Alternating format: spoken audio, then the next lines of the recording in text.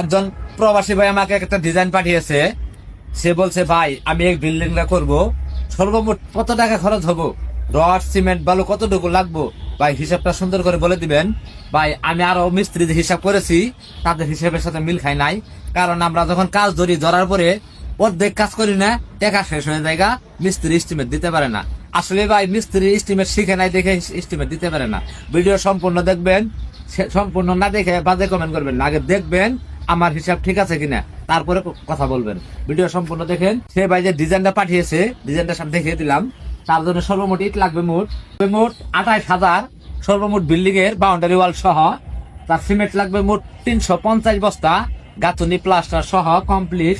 আর বালি লাগবে মোট 2200 ফিট।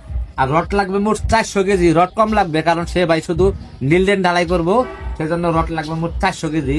আর মিস্ত্রি খরচ আসবে 2 লক্ষ টাকা। টোটাল এখানে খরচ হবে সেই ভাইয়ের জন্য, সর্বমোট খরচ হবে, এটার দাম আছে 3,36,000 টাকা। সিমেন্টের দাম আছে 1,96,000 টাকা। আবার বালির দাম আছে 65,000 টাকা। আর রডের দাম আছে মাত্র 40,000 টাকা। আর মিস্ত্রি খরচ ধরেছিলাম 2,20,000 টাকা। সেই ব্যয় খরচ হবে 8,57,000 টাকা সর্বমোট খরচ।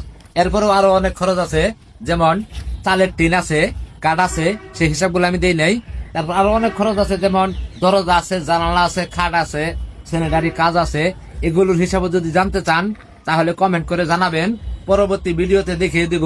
টিন কাঠ সহ এ টু জেড হিসাব, সব ধরনের হিসাবই আমরা জানি। আরো হিসাব জানি, যেমন জমির হিসাব, যেমন ধরেন মাটি কাটছেন, আপনার বাড়ি মাটি কাটছেন, মাটির হিসাব পারেন না, কমেন্টে জানাবেন, মাটির হিসাবও বলে দেব। আর আপনার বাড়ির 3 কোণা জমি কোন, 4 কোণা জমি কোন, আপনার বাড়ির জমি কয় শতাংশ আছে যদি জানতে চান তাহলে আমাদের কমেন্টে জানাবেন। ভিডিওটা ভালো লাগলে একটা লাইক দিবেন, সবাইকে শেয়ার করে দেখার সুযোগ করে দিবেন। এরকম নিত্য নতুন ভিডিও পেতে আমাদের পেজটিকে ফলো দিয়ে পাশে থাকবেন। ধন্যবাদ।